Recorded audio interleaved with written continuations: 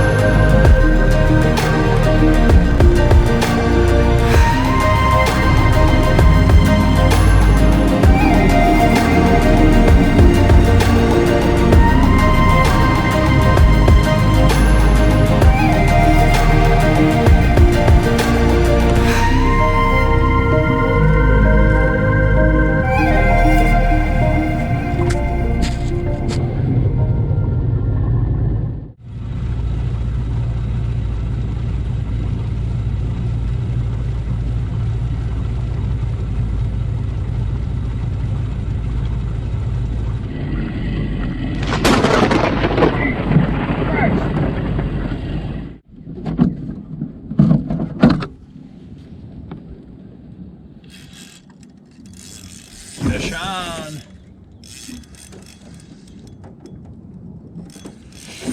We're just trolling along here. I got 2 rods out. This is kind of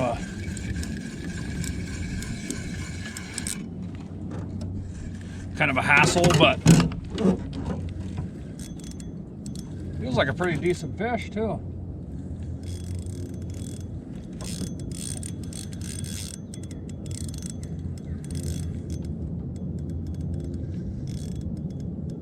Oh yeah, real nice fish.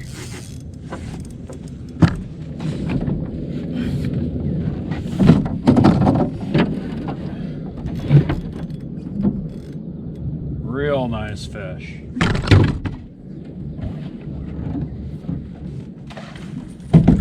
Yo, and he just popped off when I got it in. Oh man.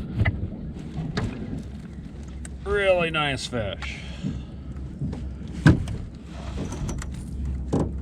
Another nice Wisconsin River walleye. Just a beauty of a fish too, man. Look at the nice colors on him. What we're doing is I'm just trolling as slow as I can go.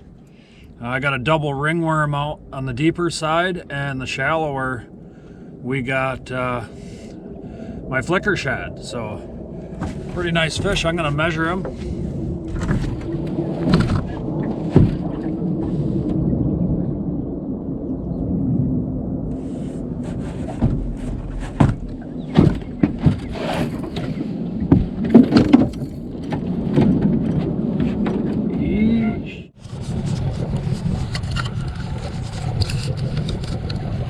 Well, we're going to take one more troll up through here, and if we don't get nothing, I think we're out of here.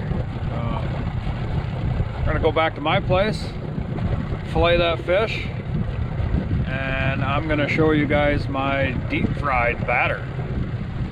We're going to make a little cook, catch, and clean out of this fish today. So you guys stay tuned, and I'll see you guys in the kitchen.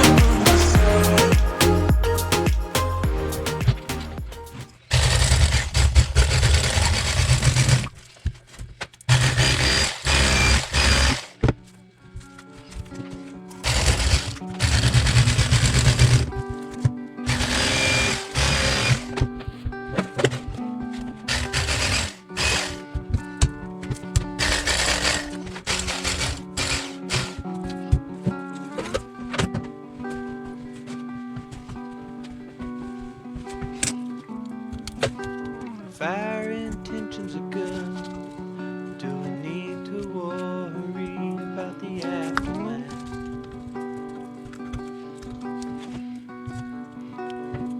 I said, sure there's wisdom there.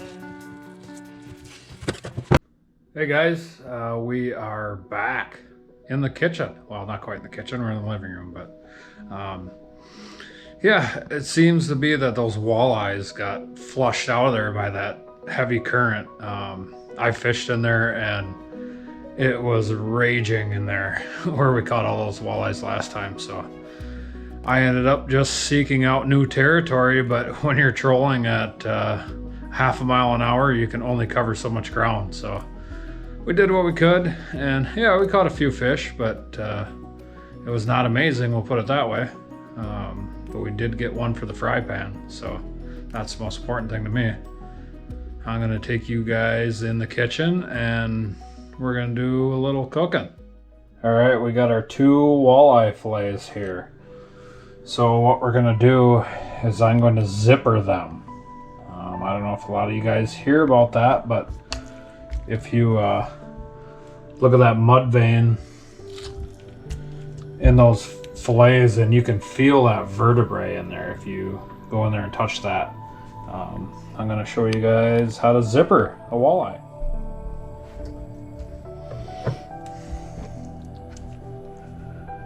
So what I do is I like to just start it a little bit on that mud vein, and then you can peel it right up. And they call it zippering because it sounds just like a zipper when you peel that out of there.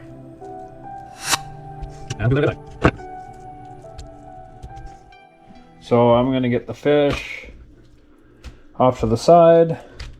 We're going to wash our cutting board, and then I'm going to dice up the loins, and I'm going to show you a little something on that. I know this is kind of a fishing video, but these loins, oh my god, I don't know how anybody would eat a beef loin after eating venison loin. If it's cooked properly, it's the best. We got our walleye cheeks over here. We're gonna do them right before we do the venison. So when I'm cutting the loin, I want probably 1 inch thick pieces, so that when I sear them in my cast iron, the outside is cooked and basically the middle is almost rare or medium rare. And man, look at those. That is organic as you're ever gonna find.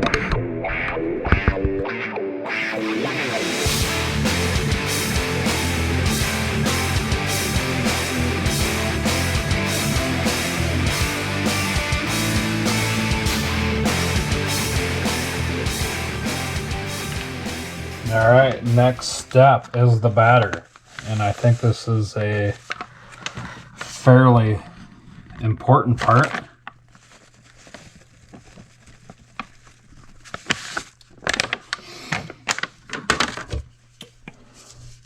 You can use whatever kind of beer you want, but like I said, the richer the beer, the better the taste, I think. Budweiser makes a really good batter. I find if you use like the light beers like Miller Lite or Busch Light or any of those, you don't get that real richness taste in that batter. So start out with about 1/2 can, and that's about 1/2 package of batter.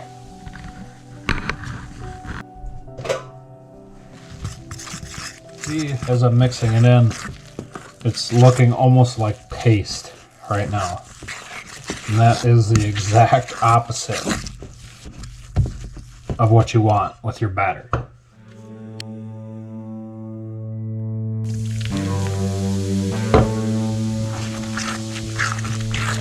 You want it to almost have like a runny texture to it.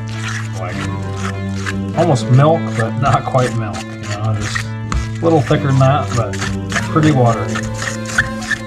I think if you have it too thick, you end up with mushy batter on the outside. Spiel mir das Lied vom Tod, denn deine Augen sind im Lauf der Pistolen. Du gibst besser auf, junger Cowboy. Ich bin der durch die Traum läuft. In Trinity City gibt es keinen Platz für dich. Das ist nicht Schickimicki, sondern Wild West, du Bitch. Komm, zeig mir den Mann in dir. Und ich zeige dir die Welt, so wie ich sie regiere. Du bist nur ein Räuber mit geklauten Revolver. Ich reiß dir die Haut ab, nenn mich schon heute. Was ich heute Nacht mache, ist so krankhaft. Starting to get a little more liquidy, like you want, Ich falle aus dem Schatten und ich treffe dich. Ausgerechnet in die Backen dein Gewicht. Fällt auf hintere Baracken im Gesicht. Im Licht, du Wicht hast verloren, wenn die Schüsse nicht durchbohren. Now we got the oil starting to heat up. We want to get it up to about 400 degrees. And yeah, it's pretty simple really with these little fry daddies or whatever you want to call them. But basically just plug it in and get the oil cooking. You can do it in a cast iron also, but I prefer the deep fried with beer batter. Then everything cooks, you know, kind of the same, but you know, it's a trial and error thing, and I've found out after about 600,000 fish fries that the deep fat fryer is the way to go for beer batter. So we're just gonna wait for this to heat up, and then we're gonna start dropping some fillets in there. I mean, there is literally hundreds of fish batters out there, but I've tried to make my own beer batter, and it just does not have the taste that the Shore Lunch beer batter does. And I do a lot of different things with broiling and, you know, pan fried and you name it really. But yeah, some of the best fish is definitely deep fried when you're talking about walleyes or bluegills. I mean, I love to broil or bake walleye also, but yeah, I mean, how can you not go wrong with fresh venison fillets, walleye I caught yesterday, and some sweet corn that's been in the freezer. I mean, only thing I had to buy for this meal is a $2.50 package of batter and a few beers to dump in there. So this should be a pretty awesome meal.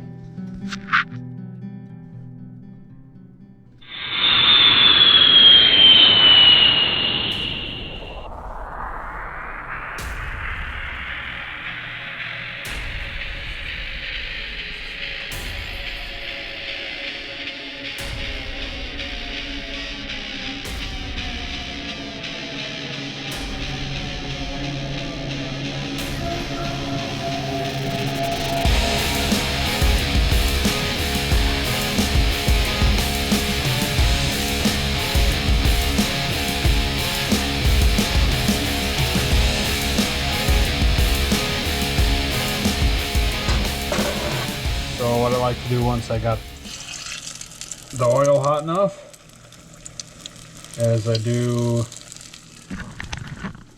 one test piece to kind of cools down the oil a little bit because the oil is really hot, and then also because I'm the chef and I like to nibble on a few pieces while I'm eating. But yes, it cools down the oil a little bit, and then I let it come back up to temperature, and then we can start dropping big batches in there.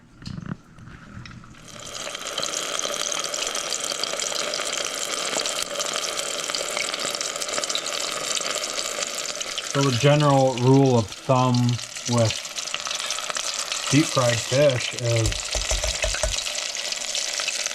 you can't clutter that at all with beer batter. You need to take your time and do 5, 6 to 10 pieces at a time, depending on how big your pan is. And if you do too much, it's gonna all clump together and not gonna be good. I'm gonna tell you that. But look at that piece, nice and golden brown. That's what you want. So then once I have it in there, just hit it with a little salt and repeat, basically.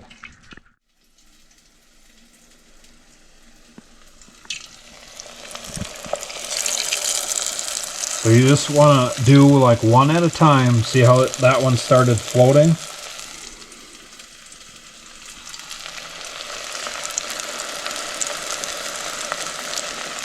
If you do too many at once, they stick together and then you have a mess. Then all your time and effort that you spent filleting and catching and finding these fish, it's all down the drain. You can do quite a few in the pan all together. You just got to take your time putting them in there. That's the biggest trick that I've found with getting all the fish done. If you're going to do a giant pile of fish, beer batter style, probably not the best way to go. You want to use Shore Lunch Original, or, you know, like the granular kinds of beer, or, I'm sorry, not beer batter, but regular batter.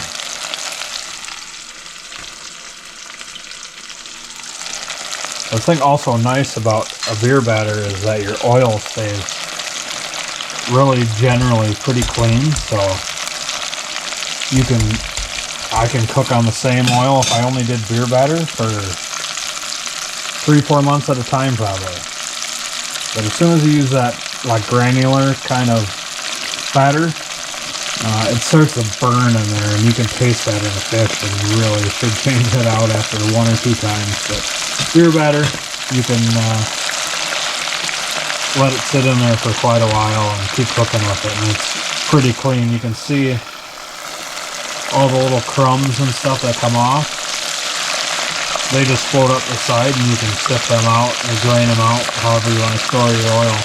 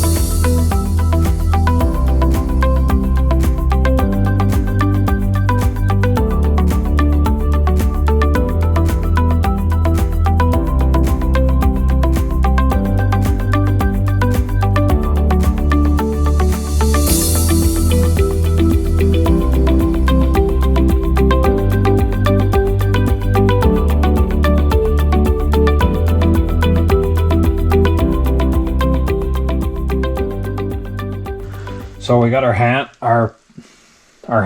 we got our pan pretty hot. My name is Pam. Are you saying pan or Pam? I'm saying Pam. So all we're gonna do, drop these fillets in there.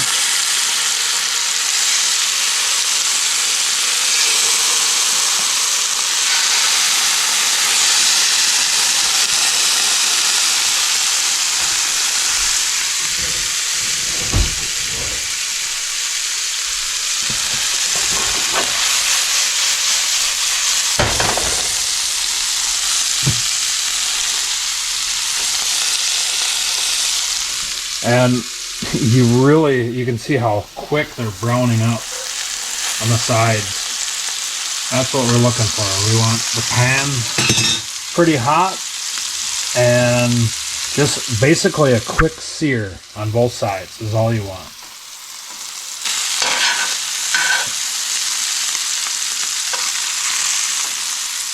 See that nice golden sear? That's all we're looking for.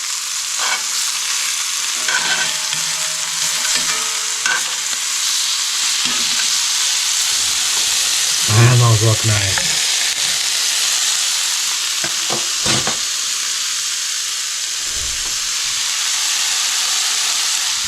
Another sad story. I only have 1 package of loins left out of 3 deer. So it is a long time till fall, put it that way. I was off quite a bit this winter, and I ice fished a ton, and I actually never grocery shopped for over 3 months.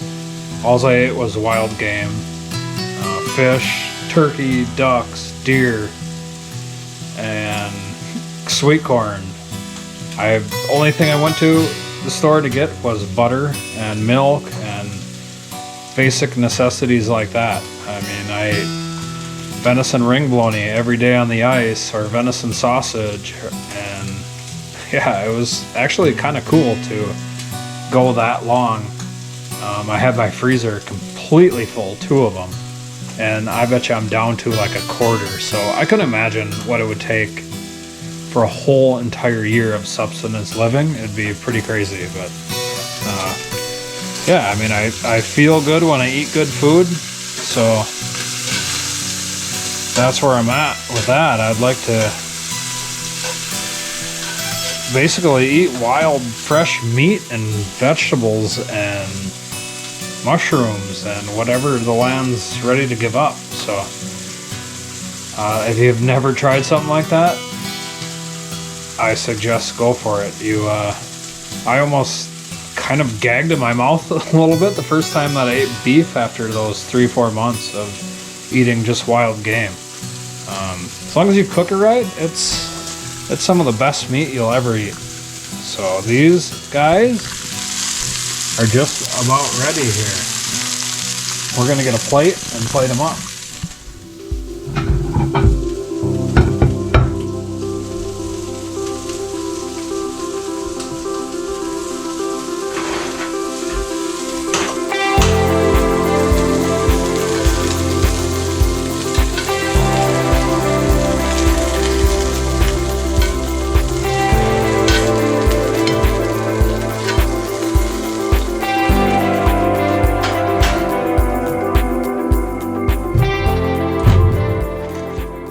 Got our 2 walleye cheeks.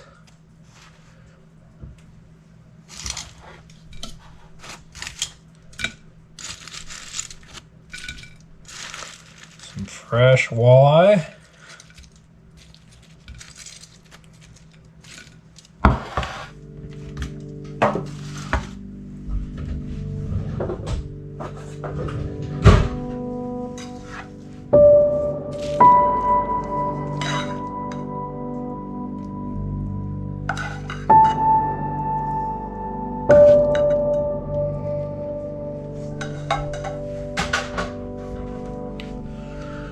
I mean, honestly, does it get any better than that? I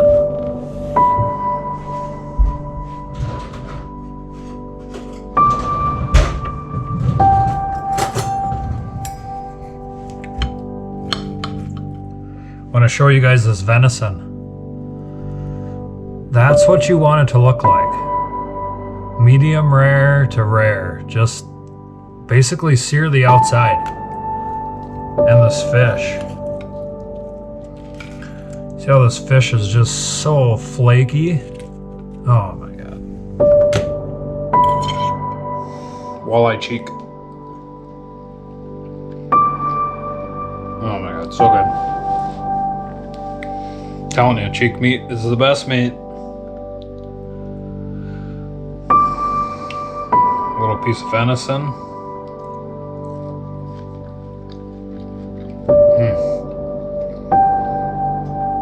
Oh my god, that is so tender. I would take that over prime rib any day. And if you don't know me, I love prime rib. So let's try this fish. Nice and crispy.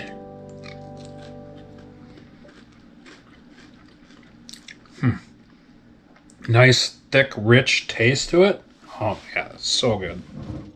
I hope you guys enjoyed this video. I know I didn't catch a ton of fish, but that really wasn't the point of the day. It was just to go out and see if these fish were in that hole or they got pushed out from the higher water.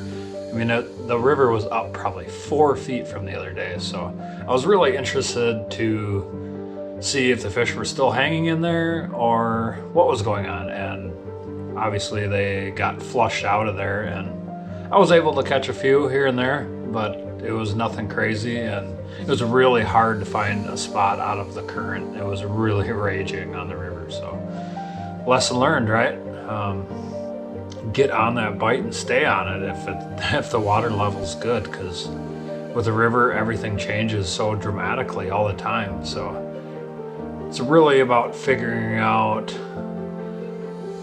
the water levels, and I think that's super important for fishing a river. So hey, I'm gonna sit back and enjoy my good eats, and I wish you guys were eating the same thing I was, because it is unbelievably delicious. But kind of a different video for you guys. I hope you enjoy it, and if you did, go down and hit the like button and shoot me a comment. I'm happy to answer any questions.